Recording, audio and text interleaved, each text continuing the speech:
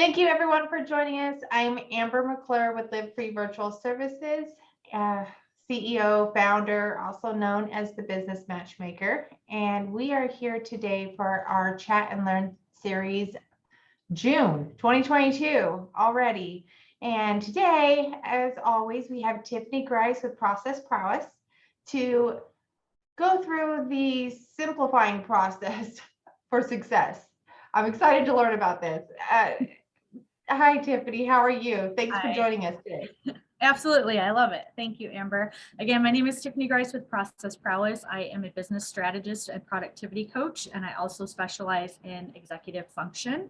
And I am super happy to be here today because, like Amber said, holy cow, it's June 2022 already. Like, where did time go? But I feel like it's been like that since, 2 years, at least 2 years, it's been like that, right? We look back like, when did I do that? So with that being said, I wanted to come to everybody today talking about spring and spring cleaning, and spring is in the air and all the things spring, right? And we know we need to purge our closets, do we? Not all the time, right? Clean out the car, just get a nice fresh start for spring to come and bring us into summer. But something that we forget to do is that our businesses also need a little bit of decluttering, reorganizing, and provide yourself that ability to really have that fresh start in your business as well. Just kind of taking a step back, reevaluating things, making adjustments and tweaks where necessary in your business, just like you would in your life.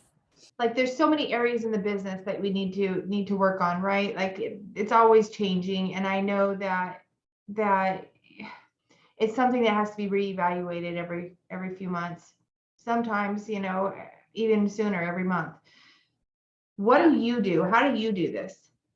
Well, there are, like you said, there are a couple different, main buckets, I'll call them, that you really want to dive into when you're taking that step back and reevaluating your business. So the first one that we want to talk about is cleaning up your website. I can't tell you how many clients that I have that, either pay someone or build their website and then just kind of leave it sitting on the shelf somewhere collecting dust, and they are continuing to evolve and grow and change and shift in their business, but their website is not an accurate reflection of who they are as a business owner or even what their business does or where they're at. So cleaning up your website, really, it's a super cost-effective way to make sure that you can advertise your business, right? So let your website do what it's supposed to do for you, though, right? But it's not just actually having that website and getting it created, okay, and checking it off your list. It's about developing it to ensure that it's driving the right business growth and that it keeps up with you and your business. So there's a couple things that you want to look at when it comes to updating your website. And I've kind of broken them down into design, marketing, usability, and time, just for simplicity's sake. So when it comes to design, you want to have that visual appeal, right? The whole idea of having a website is for people to want to, look around, navigate. And if that doesn't feel right and resonate with them, if it looks unorganized or your colors are just off, I mean, those things are all a factor, psychologically too, that you have to keep in mind. So also, when they look at your site, they see it as a reflection of your organization. So again, if it looks professional and it's got good information, they see you as an expert or an authority in your respective business space. And again, now on the flip side, if it looks badly designed or it's out of date, then they're going to assume that that's how you are, right? And that's how your company is, and that's not true. So we want to make sure that your website highlights your products and services and the layout is harmonious and it's consistent. So you want to check on your website, does any of your content have dates on it? Blog posts, events, things like that that are in the past that have since expired, that if you still have on there, you want to take it off, right? Because like I said, your website has to mature and grow with you. And if it looks like it's outdated, that means that you're not paying attention to your business. So that directly reflects on how your potential customers or clients are looking at how you're going to be treating them, right? Super easy to do. So scrub your website there and make sure that any dates and things like that are eliminated. Or if you haven't posted a blog in a while, maybe refresh that, put that back into your daily routine and keep on top of things like that. So that's the, visual aspect of it. The next piece of it is you want it to be user-friendly, right? And there's a couple things to talk about as far as that goes. So user-friendly is not just on the PC, it's also on mobile. I personally just redid my website, taking my own advice, and I got the desktop piece done And meanwhile, I know most people go on websites on their mobile phones, right? But just for like simplicity's sake, for me to put it together, I had to do the desktop version first. And since I had a couple days in between before I got the mobile update done, I put at the top that the mobile friendly version is in the works. This way, when people are on my website on their phone, they're like, what is this monstrosity right now? Like, hey guys, it's in the process. Okay. Like, so that was my big old bold red letters that's the first thing that they saw when they went on the website. Like, bear with me here. Like, I know it's not working on your phone right now, but I'm working on it. So just kind of get in front of that stuff too. Obviously, another thing that you can do is just wait till you actually publish your new version of your site. But I'm quick to publish because any update is a good update, especially when you have a lot of traffic coming in. So you definitely want to make sure that you're not ignoring that mobile market. It's very risky if you do. We're always all on our phones. It's more common practice for you to make sure that you're making your website mobile friendly. So again, if you haven't done that, you might potentially be driving potential customers away, right? Because they look at you as completely disorganized. So make sure that you're paying close attention to what your website looks like in the mobile version as well. I love that. Just to say, I did the exact same thing. I did a whole rebranding, a year ago. And when I did that, you have to transition and do the mobile side as well. And it was a process. We'll just say it was a process, a learning experience. It is a process. Yeah. So whether you're doing it yourself or you're hiring someone to do it, definitely make sure that stays on top of mind, because you can tend to get like so involved in the content, the functionality, and where does this button go and all those things, and then completely forget that you have to do the mobile version. And sometimes it's wonky. It puts things where it thinks it should go, and it totally doesn't make any sense. So definitely pay close attention to that. The next piece with your website, we talked about, like, this is out there in the world, on the World Wide Web, doing marketing and advertising for you. So you want to make sure that you do have marketing aspects in your website. Now, again, if you started your website when you started your business, or just kind of one and done, and you didn't really know who your ideal client was or how to speak to them or things like that, you probably don't have a lot of calls to action on your website. So you want to make sure that you're making effective use of those. So these are going to be opportunities for you to obviously turn your leads into actual clients. So if you have, even if you just have a landing page, you want to make sure that you have a big, bold button, a call to action, schedule here, purchase here, shop now, whatever that looks like for your business, because you want to interest those customers enough to persuade them to get into where you want them to be, right? You also want to measure like the effectiveness of your website, right? And I think, to say, like, if you don't have that, I mean, they want to know where to go, right? If you don't make it very obvious of where to go next and how to get their attention, it makes it really difficult. So just making sure that it stands out. Yes, you're correct. 100%. Sure. And when you do have these measures in place, you want to make sure that you're also now measuring the effectiveness of your website. Any website platform that you build your site on is really going to provide you with the tools like heat mapping, conversion tracking, user recordings. Where are they going? How long are they spending on your site? Where are they from?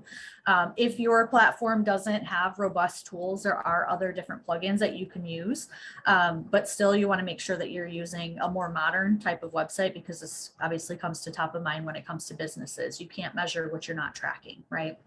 So let's see, content. I want to talk about content. Now, again, first impression of the website is going to be your overall layout, but they're there because they're also looking for information, right? So redesigning your site can also readdress, again, like I said, how you're communicating with your visitors, and make sure that you're writing simple copy that's on target and that's effective, because you really only have about 2 to 4 seconds to engage with your new visitors. So you want to make sure that your website is being considered the most important thing, because it helps determine, how fresh, how unique are you?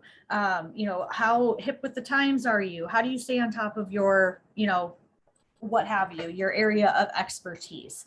So really get to that point, having that clear messaging, having that clear direction of where people are supposed to go is really going to help allow your website to do what it's supposed to do, right? Next, I want to talk about SEO.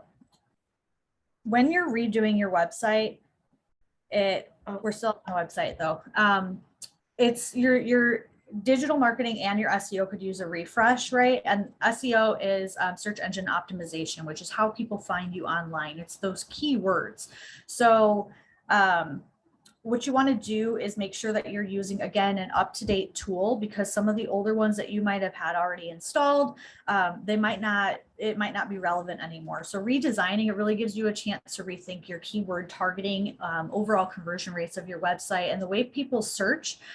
It's also changed dramatically over years, right? We are very, we want that instant gratification. Those keywords are key, no pun intended. But now, especially because everybody's on their phone, they know what they want, they know what to search, and you need to pop up. So there's a ton of tools out there. Google Analytics is what I use, and it helps you identify the keywords. And there could be such a difference. You want to know, say, for example, you're in the remodeling business. Well, there's several ways to utilize that word on your site. You can say remodel, you can say remodeling, you can say remodeled, you can say remodels. And if you don't know the words that people are searching when it comes to your industry, you could be using remodeling all day long, but your client is searching remodel, right? So you want to make sure that you're phrasing your terms and your wording to have those keywords that stand out to your client so that you come on the top of their searches. Last, usability. We kind of talked a little bit about, navigation at the beginning here, but your website is really about that user experience, right? It's not all about how it looks. It's not all about having it. It's not just about getting them there. Like it's not all about just the content, right? You want to make sure that your website is easy for your clients to navigate, so that when they're trying to complete whatever action it is on your website, be it, shopping your products or scheduling something or just learning more about you, that there's there's the least amount of friction when it comes to them navigating through their experience, right? You want to kind of lead them on that path that that they're more likely to go on, or create that path that you want them to go on. So that wraps up the website piece of it. So we talked about, being searchable, having great content, being straight and to the point, making sure that you're utilizing the mobile friendly versions, your SEO, all the things. So I hope that piece was helpful. That was great. Thank you, Tiffany. That was a lot of, it seems like basic, but there's a lot of steps in there. And if you miss one, it can affect the whole thing. So right. No, it's great. Thanks for breaking that down. Absolutely. All right, so next we'll go into business plan. So this starts off the same way the website started off. When you started your business, you had a plan, but is your plan continuing to evolve? Is it changing and growing with you? Is it still aligned with where you thought you wanted to go, or where you thought you'd be at this point when it comes to, kind of creating that map for your success? And I know some are guilty of it, but we all do it, right? Some of you guys create your plan, and again, it's on your shelf.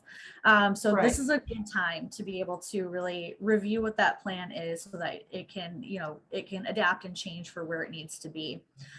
So a couple things that I wanted to talk about when it came to business plans is, you're in a different place right now. So securing funding is something that you might need to do. Do you need to hire a team, but you don't have the capital to do that?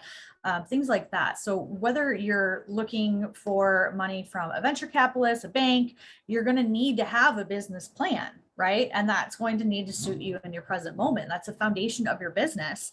And that's what you use to talk to other individuals that you're asking for money from, so that they know, are you or are you not worth it investing in, right? So if you need any source of outside funding, you're going to need an up-to-date and relevant present moment business plan in order to secure that funding.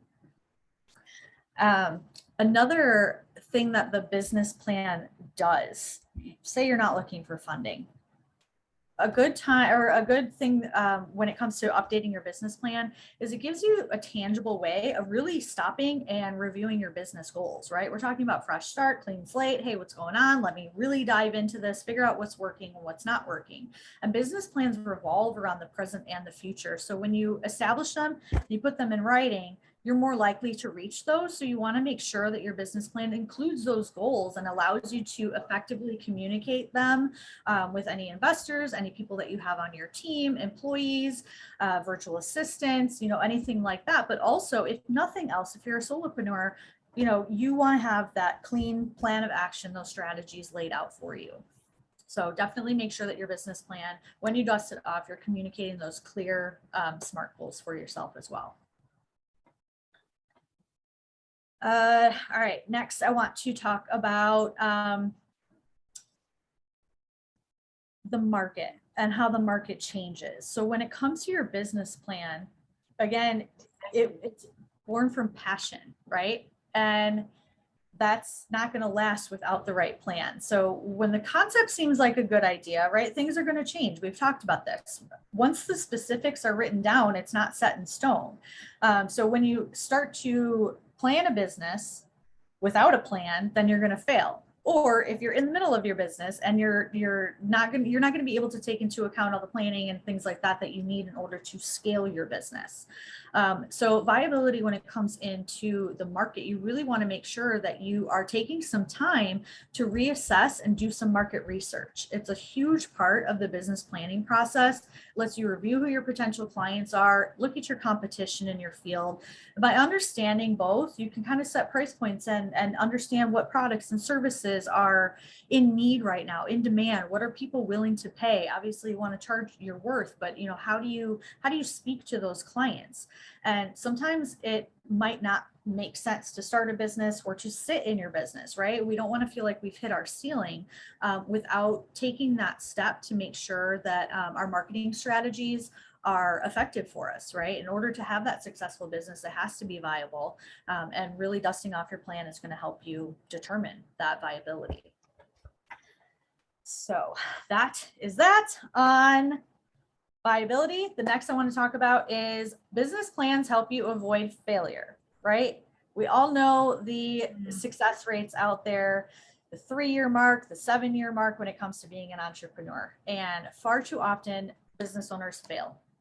Many times, it honestly is due to lack of a strong business plan. And I'm not talking about a business plan, again, that you just write and you put up on the shelf, like, okay, I have a plan, I'm going to be successful, right? You need to continue to monitor and manage it. Most things can be avoided by developing this plan. And some of the things that you want to make sure that you identify and call out when you're rewriting this is, again, see if the market even needs your business products or services, right? Is it a totally saturated market? And if so, you need to figure out what makes you different, sets you apart, and how you're going to craft that message. Maybe you kind of got in over your head from a financial standpoint, right? You didn't take into account all the inventory that you would need, or supplies or materials and things like that. And now you're kind of feeling upside down. Or maybe your prices are too high. And again, I am a firm believer in charging what your worth is, but that doesn't mean you can't break out a easily digestible payment plan or things like that, and get creative with how you're presenting your prices to people. So having all these things within your business plan is going to be huge for you. And then, so we're talked about failure. Last piece that I want to talk about is reducing your risk, right? Business plans are going to help you reduce risk. Again, it's well thought out. It helps you make the right decisions and informed decisions, right? You've done the research, you've made a plan, you've got contingency plans, and any business owner can tell you that the most important part of their job is making those critical decisions, right? They can make or break you in a second. So by having a really, clean, smooth, put together, thought out business plan is really going to help you make those better decisions, right? Plenty of tools out there in order to help you make a business plan. There are, fillable forms. You can reach out to attorneys. There's business services, anything, but really it is something that you can do on your own. Just make sure that you're following some type of format, because there might be some things that you need to identify, address, or document that might not be in your head. So this will kind of help you trigger trigger what it is that you need to include throughout that process. How often, Tiffany, would you say that they need to they pull it out, go through it, see what needs to be changed, or say, hey, this is exactly what, remind yourself where you're going?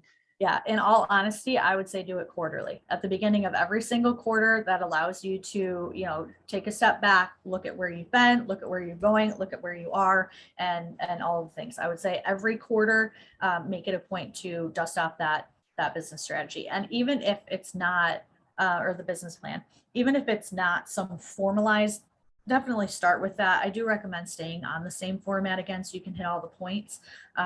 But if you're not taking that step back and looking often, the market is going to fly past you, and you're going to be talking over here, and nobody's going to be listening to you because they don't want what you have, or whatever the situation might be. So quarterly is a good way to mentally remind yourself, this is, how I do it, or when I do it. I agree. Straightening up your client list. Client list. All right. So we're going to talk a little bit about some marketing strategies, right? And there's no better time than now to step back and freshen those up. Just like, again, this will be the common theme throughout this presentation. Your business and everything is changing, right? The market's changing. Strategies are changing. Facebook is changing every freaking day. Yeah. There's always these new trends, right? TikTok came up out of nowhere, and well, I mean, it had existed, but everybody started jumping on TikTok during COVID, right? You know how to use TikTok? You have to know how to use TikTok, whatever it is that, feels right to you. So you really want to take some time right now to spruce up those strategies and kind of freshen things up. And some of the ways that you can do that are, again, looking at what are the new marketing trends. What are the new hashtags? People now are doing more video than they are content. What do your graphics need to look like? What are eye-catching? Things like that. Where can you invest on social media? If you are in a position to do ads, take a look at what that looks like. That in itself is like an entire realm of expertise. So probably hiring someone that knows what they're doing is the best idea for that. And another little side note caveat that I want to throw out there, if your posts on social media are not doing well, do not invest in ads. It means you haven't crafted, formulated, and perfected your ideal client, your marketing message, whatever it is. Something is not resonating, so save your money until you can perfect that on your regular free platform, whatever it is, your page, your group, your profile, however it is that you market. Another opportunity is finding out what you can automate, right? Email marketing. Facebook now has a the business suite, right? That you can go in and you can schedule things. If you're feeling creative, sit down, dump some content, schedule it, and you're done. There's conferences, trade shows, things that you can look at. Take a look back too at how things went for you last year. Some of those things you might want to rebirth, and some of those you might need to put 6 feet under, right? So by revisiting your brand and your strategy, that's going to help you identify kind of what direction that you need to go. And maybe it's staying on the same path that you're at. But again, when you put that together in the past, you thought about what you plan on producing moving forward, right? And when and where and how you planned on delivering it. You had goals, you knew what your prices were going to look like, your products. And I know I'm repeating myself, but this is so important, right? To have that right marketing message after you've determined what it is are you going to provide. So if you take an inventory of all the tools that you have available to you, then that's really going to help you achieve your goals. And again, it's all done by, do market research on marketing, right? Marketing trends, some of them have staying power, others that might be outdated. But it's going to be a detriment to your business if you ignore those. So you have to stay on top of them. It gives you a competitive edge because following these trends can reveal insights that, like I said, can really set your business apart, even if it is a semi-saturated market, right? You can cater to your specific target audience better than your competitors in your niche. We talked about improving your business forecast, right? If you're not aware of something, what the trends are, then you can't set your business goals for the future, right? And you can't predict, your action or your plan of attack to anticipate what lies in front of you. Like I said, it helps you determine where are you going to spend your funds, right? You want to make the most of your money. right? Or it's a matter of where do I invest, or where am I currently investing that isn't working for me anymore? Save yourself some money. It goes both ways, right? It's going to push you to innovate. It's changing your business landscape. It's showing that you're aware. It helps you grow. Again, this goes back to what we talked about on the website. Being up with the trends shows that you are in charge of your business. You care about your business, therefore you care about your clients, and it helps build that know, like, and trust, right? The customers are really going to feel like you can meet their needs, and it's really going to help obviously increase sales and business and boost your bottom line, right? That's everything that we want to do. So really stay on top of those marketing trends, know your competitions, set up trend alerts. Google Trends is a tool that you can use. Read industry news, network with people, see what they're doing, reach out to your past and present and even potential clients and get some feedback from them. What is it? Why didn't they hire you? Was it the price? Was it how you formulated your package? Or, how did they feel about your product? Things like that. Get some feedback from the people that said no, from the people that said yes, and reach out to those old ones that said yes and you haven't heard from or you haven't communicated from in a while, because they have new needs now that you might need to meet moving forward, and you can just reignite that whole client base that you worked so hard for in the past. So that is kind of all encompassing, keeping up with the trends, dusting off your market strategy, be smart with your money, be hip with the times.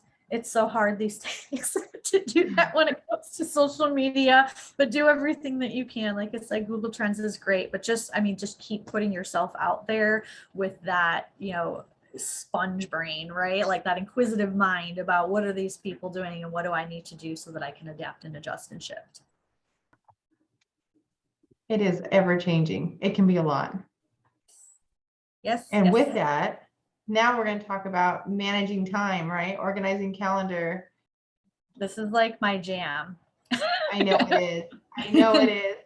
Time management and planning and prioritizing and setting urgency. And I could probably talk for years on this subject. Totally my jam. But for the sake of this, I'm going to keep it kind of high level, because I know that, we've talked about other things in the past when it comes to time management and things like that. But really organizing your calendar is going to be super important to your success. So, and there's a reason, guys, why planners sometimes go through June and then new ones start in July. If you haven't noticed that, there's a reason. So whether you use a spreadsheet or a notebook or a planner or your calendar, whatever it is that you find works best for you, just understand that whatever habits that you're creating are really going to determine your success and productivity. And I know that sounds like duh, right? But if you're not managing your time, then you can't stay focused and you can't be productive, right? So we've talked about brain dumping and having a big old fat to-do list, and then color coding, and then identifying where am I going to fit this in. And some entrepreneurs, not only are they busy and being pulled in 86 directions, both personally and professionally, like all the time, sometimes we can get stuck in our heads too, and we tend to overthink things, or kind of get stuck in the details, or have a hard time identifying what those details are. So if you're mapping out, here's my to-do list, and this is the order of which priority that I need to do things. If you have that clean and laid out in front of you with all the steps, if you have a day where you need to get the kids to soccer practice and you have 6 meetings throughout the day, maybe you don't want to put on that day that you're going to be updating your website, because that's going to require some focus, right? Maybe this is a day that you're like, I'm going to knock out these little fires, make a post on social media, like whatever little things that you can fit into your calendar. But without starting with that original, like, all right, what do I got to do? And planning and prioritizing it, you will have no visibility to how you plug things in. Another thing that we've talked about in the past too is tracking how much time you're spending doing certain things. There might be some things that you are completely wasting your time on. There are some things that you can delegate to, a VA or an assistant or a team member or your spouse or whatever, that you don't need to be bothered with, so that you can stay as the face of your business, right? There's some things that you might be spending too much time doing. Like I mentioned, just for example, the Facebook planning for your business page and posting those out, spend an hour or two, knock out your post and be done with it. If you're going in and thinking, okay, I need to create this graphic, I need to do this, what am I going to say, blah, blah, blah, and then, your attention gets pulled, then maybe you need a better process when it comes to putting your social media out there, because if your attention gets pulled, you might not ever make that post for that day. So what are some of your individual like processes that can get streamlined? What are things that can get automated, that can take things off of your plate? Like I said, what can you streamline, what can you scrap, and what can you give to somebody else to do? So really being mindful of how much time you're spending where is super important to your productivity. Yeah. I know you love that topic, and I love it too. I just love it. It makes you feel like you got your stuff together, I know. Instead of just being in your head. Yes. And there's so many creative ways to do it, right? And everybody has their own way. And there's no right or wrong way. It's just do it, right? Exactly. What works for you and do it. Exactly. Clear your mind. Clear your mind. So after we've totally brain dumped on you, we're going to talk about clearing your mind. But this is something, again, that us busy entrepreneurs totally forget about, and that's self-care. That's about us, right? And we don't want to be in a position where we are living to work. We want to work to live, right? And the more that you take care of yourself, the better and more often and more effectively that you can show up for your business. So again, we have like all different ways of doing things, but really what you want to do is carve out that time for yourself. It's honestly like, put that in your calendar, right? It is something that is so easy for us to be like, no, all these other things, these money-making activities, the kids, the grocery shopping, all the things you have to do. Why do we not include ourselves in that? It's always the first thing we're like, nah, I don't really need to do that. Like, why do we do that? I mean, I know more important, right? This is more important to get done. Exactly. But how are you going to make the money? How are you going to show up for your kids? How are you going to show up for your clients? How are you going to keep producing inventory? Whatever business that you're in, if you're not able to be fully present, focused, feeling good about yourself, right? So one thing you want to do is create a routine, right? Before you go to bed every night, have a good idea of what you're going to be doing the next day, right? Have a good idea of what you're going to be doing the next week and the month, because when you have that, like, you wake up feeling like, okay, I'm fresh, I'm ready, I'm good to go, right? Take some time, and Amber knows this, and I think I've mentioned this before. Take some time in the morning for you. Like, she knows she cannot schedule meetings with me until after 10 a.m. I get to make my own schedule, and I am up by 7:30, but that morning time is for me to plan, to express my gratitude, to kind of, enter my day how I feel like entering my day, so that I'm clear, I'm calm, I'm collected, I'm fresh, I journal, all the things to make sure that I can be as productive as I can be. And honestly, it it really helps, because you're kind of almost visualizing like, all right, what am I going to do? So when it comes time to hit the ground running, right, you're good. It feels like you've already done it before. For mindset, something else that is super important, and this is what I do, take it how you want. When it comes to your sanity for the day and scheduling back-to-back meetings, don't create situations for yourself where you're always feeling like you can't catch up, right? Schedule time between those meetings. No kind of, at least like 15 to 30 minutes, right? Get yourself some water, take a pause, go step outside for a minute, use the restroom, grab a snack, whatever it is that you need to do. You cannot keep going, because people will see that, especially, on Zoom. Like, people can sense that energy. They can feel that burnout. And if you are in a position, especially where you're providing some type of service for people, and you're like, you know, maybe not exactly like that, but like your energy is exuding that, like, I've been in meetings all day. How are they going to trust, you know, that the advice or tips or whatever coaching that you're doing, whatever it is that you're doing, are really going to be what's best for them if you are a sheer example of this is not working, right? So make sure that you're scheduling that time in between appointments. So it also helps with that feeling of being reactive to things. When you know that you have that time to stop and reset before you get into something else, you can be fully present instead of always feeling like you're catching up. So definitely something that I recommend. Lastly, when it comes to mindset, and obviously, I mean, there's journaling, there's meditation, there's yoga, there's other things that you can do, but that's not what we're here for. I definitely recommend all of those other things. But clear the clutter, guys. We talked at the beginning of this about, you know, purging your closets and what Tupperware lid goes with this container I no longer have, and all of the things that we're doing for spring cleaning in our personal lives.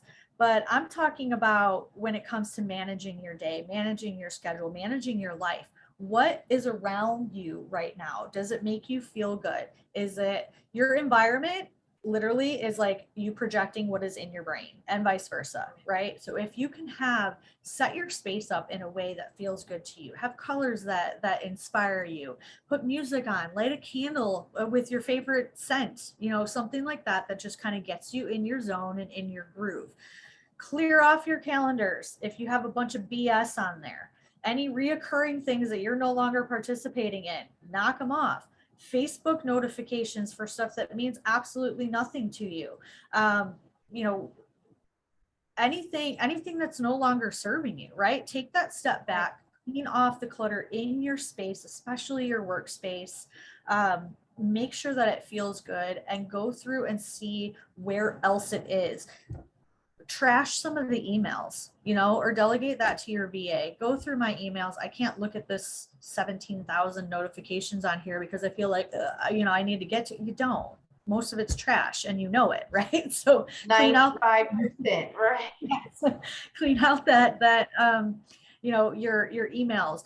Review your calendar, review your notifications, go through your desktop, and that's going to take a long time, right? We download things, we've got pictures, we've got resources, we have client information, stuff is everywhere. Little trick that I'm about to expose myself, like, it drives me crazy to see, again, like, if my desktop is everywhere, like my brain is everywhere. If you don't have time, because it is a mundane task, right, to go in and figure out what you need, don't need, and put it in its respective files, I literally have a file on my desktop that says to sort. And guess what? I highlight everything on there.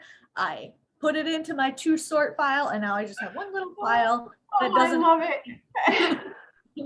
I mean, you can ultimately search anything you need at the end of the day, right? So I just dump it, and then if I'm in that, like, what do I want to do today, or on a weekend, right, just sitting outside, like, just I feel like being productive but not, like, you know, completely focused, you can go in and sort that stuff around. So your desktop looks nice. You come into, you know, your office or wherever at the beginning of the day, and everything's nice, clean, and pretty, and you're like, instead of feeling, you know, tense and overwhelmed and exhausted right before you've even started your day. So when it comes to that, I love that so much. You know, being somebody who has to have everything organized, right? I need everything put away like that. That was great. I so am too, and I'm not ashamed of my to sort folder. I think I'm going to try that one next. For sure.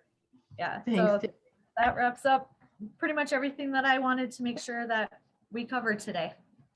Oh, great. Thank you. I know it was a lot of information, but a lot of great information that, you know, and some of it we already know. It's just hearing it again, because we forget. We get caught up in work life, right? So I love getting on these chat and learn series with you each month. And thank you so much for coming and bringing all your knowledge and all your information for all of us to listen and learn. And I look forward to next month. And to everyone else, thank you for joining us. I'm Amber McClure with Live Free Virtual Services, and we will see you next month.